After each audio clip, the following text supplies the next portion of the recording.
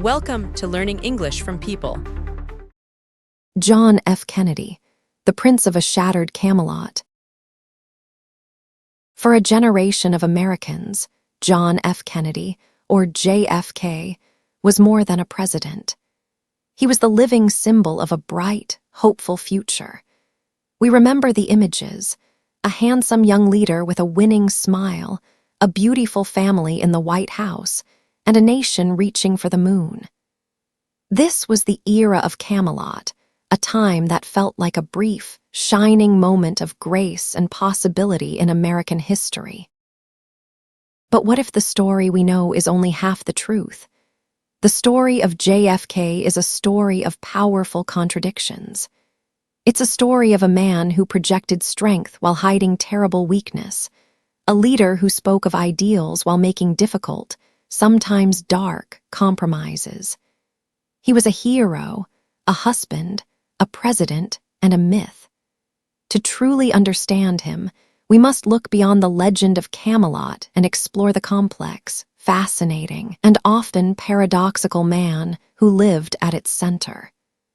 This is the story of the public image and the private reality, and how they came together to create one of history's most enduring figures. The image that defined John F. Kennedy was one of youthful energy. In the 1960 presidential election, he stood in sharp contrast to his opponent, Richard Nixon. Kennedy was tanned, athletic, and confident. He represented a new generation of Americans, ready to take the torch of leadership. The public saw him playing touch football with his family at their home in Hyannisport, sailing on the ocean, and chasing his young children around the White House lawn. He was the picture of health and vitality. But behind this perfect image was a secret that Kennedy guarded his entire life. He was a man in constant, often severe, physical pain. From his childhood, he was plagued by illness. A near-fatal case of scarlet fever was just the beginning. As a young man, he was diagnosed with Addison's disease, a serious disorder of the adrenal glands that caused fatigue, weakness, and other problems. Without daily treatment, it could be fatal. The public never knew. His greatest physical challenge was his back. An injury from his college football days was made much worse during World War II. For the rest of his life, Kennedy suffered from chronic, debilitating back pain. He underwent several risky surgeries, one of which was so dangerous he was given the last rites of the Catholic Church. To manage the pain and the effects of his other illnesses, he relied on a daily cocktail of medications, including painkillers, steroids, and even amphetamines. The man who looked like the healthiest person in America was, in reality, fighting a constant, private battle just to get through the day. This hidden struggle shaped him, giving him a detached, ironic sense of humor and a deep appreciation for the value of time. He knew his life could be short, and he was in a hurry to make his mark. Every great political story needs a beginning, and for JFK, that beginning took place in the dark waters of the South Pacific during World War II. After using his father's influence to join the Navy, he was given command of a small patrol boat, the PT-109. In August 1943, his boat was suddenly cut in half by a Japanese destroyer. 2 of his crewmen were killed. In the chaos that followed, Kennedy showed amazing courage and became a true leader. Despite his own serious back injury, he gathered the surviving crewmen. He then led them on a 3-mile swim to a nearby island. For hours, he swam, pulling an injured crewman by holding the strap of the man's life jacket in his teeth. For nearly a week, he and his men survived on coconuts, until Kennedy managed to get a message for help carved into a coconut shell to an Allied base. They were rescued. The story of PT-109 turned Jack Kennedy into a national war hero. It was the perfect political story, a tale of courage, leadership, and survival against all odds. When people later asked him how he became a hero, he would joke, "It was easy. They cut my PT boat in half." But the war also brought deep personal tragedy. A year later, his older brother, Joe Jr., was killed in Europe. Joe Jr. had been the family's great hope, the one their powerful and demanding father, Joseph P. Kennedy Sr., had chosen to one day become president. With Joe's death, that enormous weight of family ambition shifted. Suddenly, all of it fell on Jack's shoulders. The path to the White House was now his to follow. Fueled by his father's money and connections, Kennedy entered politics. He won a seat in Congress in 1946, and then, in a stunning victory, was elected to the Senate in 1952. His war hero story was the foundation of his political identity. During his long recovery from back surgery, he wrote a book called Profiles in Courage, which won the prestigious Pulitzer Prize.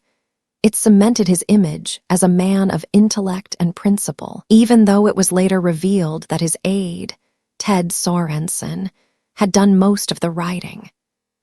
Kennedy was a genuine hero, but his heroism was also a carefully crafted tool, used with great skill to build a political career and fulfill his family's destiny. In January 1961, John F. Kennedy became the 35th President of the United States. His inaugural address was a powerful call to action that inspired the world. "Let the word go forth," he declared, "that the torch has been passed to a new generation." He challenged Americans to think beyond themselves with the unforgettable line, "Ask not what your country can do for you, ask what you can do for your country." He called his vision the New Frontier, a promise of progress, challenge, and service. But the reality of power was far more complicated than his inspiring words suggested. His presidency was immediately tested by the Cold War. Just 3 months into his term, he approved a secret CIA plan to invade Cuba and remove its communist leader, Fidel Castro. The invasion at the Bay of Pigs was a complete disaster. The U.S.-backed forces were easily defeated, and Kennedy had to take public responsibility for the humiliating failure. It was a painful lesson that taught him to be more skeptical of his military and intelligence advisors. And then came the moment that would define his presidency. In October 1962, American spy planes discovered that the Soviet Union was secretly placing nuclear missiles in Cuba. These missiles could reach major American cities in minutes. For 13 days, the world was on the edge of nuclear war. Kennedy's military generals urged him to launch an immediate airstrike on Cuba, but he feared that would trigger a global nuclear conflict. Instead of attacking, Kennedy chose a more careful path. He announced a naval blockade, which he called a quarantine, around Cuba to stop more Soviet ships from arriving. At the same time, his administration began secret, high-stakes negotiations with the Soviets. The tension was almost unbearable. Finally, a deal was made. The Soviets agreed to remove the missiles. In return, the U.S. promised not to invade Cuba and secretly agreed to remove its own missiles from Turkey. The Cuban Missile Crisis was Kennedy's finest hour. He showed calm, steady leadership under the greatest pressure imaginable, and he pulled the world back from the brink of destruction. Beyond the crises, Kennedy's idealism did lead to real change. He created the Peace Corps, an organization that sent young American volunteers to help people in developing countries. He challenged the nation to land a man on the moon by the end of the decade, a bold goal that inspired a generation of scientists and engineers. On the issue of civil rights, however, he was initially cautious. He didn't want to anger powerful Southern Democrats whose support he needed. But as the civil rights movement grew and the violence against peaceful protesters shocked the nation, Kennedy's position changed. In a historic speech in 1963, he called civil rights a moral issue and proposed a major law to end segregation. He would not live to see it become law, but he had finally put the full moral authority of the presidency behind the cause of racial equality. The Kennedy White House was a place of magic. The president and his beautiful, stylish wife, Jacqueline, brought glamour, culture, and intelligence to Washington. They hosted dinners for Nobel Prize winners and famous artists. The public was fascinated by the image of this perfect, youthful first family.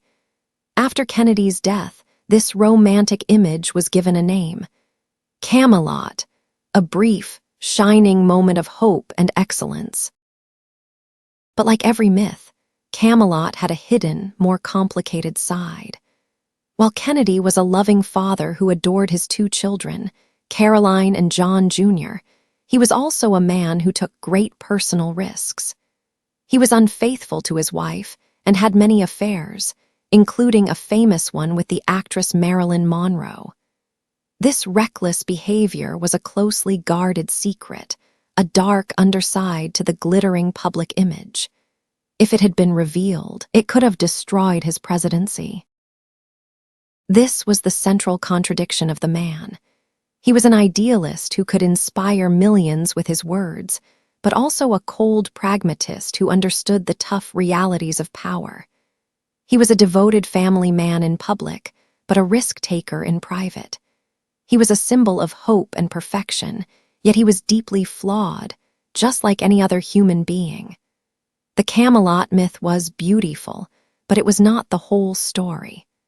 The real John F. Kennedy was far more complex. In the fall of 1963, President Kennedy traveled to Texas to prepare for his re-election campaign. On November 22, he was riding in an open-top car through the streets of Dallas. The crowds were cheering. His wife, Jacqueline, was sitting beside him. And then, on that sunny day, everything ended. Shots were fired, and the president was killed. The assassination of John F. Kennedy was a national trauma, a moment of shock and grief that changed America forever. His death froze his image in time. He would never grow old. His promises would never be broken by the compromises of a full second term. The man, with all his complexities and contradictions, was gone. In his place was a myth. In the years that followed, the idea of Camelot grew stronger. People remembered the hope, the style, and the inspiration. His successor, Lyndon B. Johnson, used the memory of the fallen president to pass the historic Civil Rights Act of 1964 and other parts of Kennedy's New Frontier agenda. The race to the moon, which Kennedy had started, ended in triumph in 1969. More than 60 years later, John F. Kennedy remains one of the most compelling figures in American history. His legacy is not simple. He was a president of great vision who also made serious mistakes. He led the world through its most dangerous moment, but also deepened America's involvement in Vietnam. He inspired a generation to serve their country, but hid deep personal flaws from that same public. Perhaps the reason he continues to fascinate us is because his story is ultimately unfinished. His tragic death left the world with a permanent question. What if? We are left with the image of a leader who represented both the best of our ideals and the complexity of human nature. He is a symbol of what was, and what might have been, the forever young prince of a beautiful, shattered Camelot.